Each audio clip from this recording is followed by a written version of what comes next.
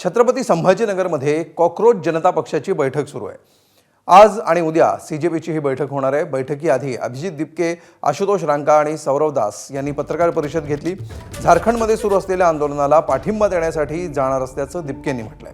शिवाय आज आणि उद्या होणाऱ्या बैठकीमध्ये सीजेपीचा पुढील अजेंडा ठरणार असल्याचंही त्यांनी म्हटलंय। देशभरात सीजेपी संघटना कशी वाढवता येईल याबद्दल चर्चा करणार असल्याचंही त्यांनी म्हटलं। राजकीय पक्ष काढणार का असा सवाल दिपकेंना विचारण्यात आला, त्यावरही त्यांनी स्पष्टीकरण दिले। बघूया।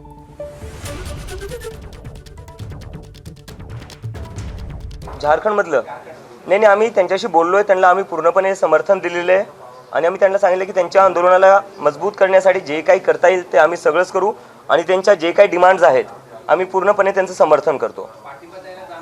नक्की आज आम्ही 2 दिवसाचं आमचं जे एका प्रकारे जे कॉकरोच कॉन्क्लेव्ह आहे त्याची सुरुवात करतोय, जिथं आमचा पुढचा रोडमॅप काय आहे, पूर्ण देशभरात आमचं संघटन कसं वाढवण्यात येईल त्यावर आम्ही चर्चा करणार आहे। कारण की जंतर मंतरचं जे आंदोलन झालं त्याला देशभरातून समर्थन भेटलेलं होतं आणि इतक्या मोठ्या विजयानंतर आमच्या जबाबदारीसोबत लोकांच्या अपेक्षाही खूप वाढलेल्या आहेत। तर त्यासाठी पूर्ण देशभरात संघटन कसं आमचं वाढवण्यात येईल त्यावर आम्ही आता काही निर्णय करणार आहे, काही चर्चा करणार आहे आणि त्यासोबतच एकंदरीत पुढचा एक रफ रोडमॅप काय असला पाहिजे त्यावरही आम्ही चर्चा करू आणि उद्यापर्यंत आम्ही एक प्रेस ब्रीफिंग घेऊन सांगू की आमचा पुढचा रोडमॅप काय असणार है। पॉलिटिकल पार्टी जो मुझे आज लगता है कि आज जो पॉलिटिकल सिस्टम का जो सिचुएशन है वो बहुत ही ख़राब है।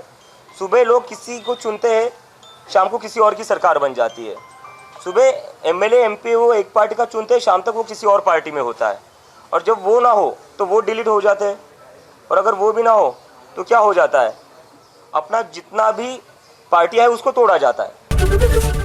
एबीपी माझा, उघडा डोळे बघा नीट।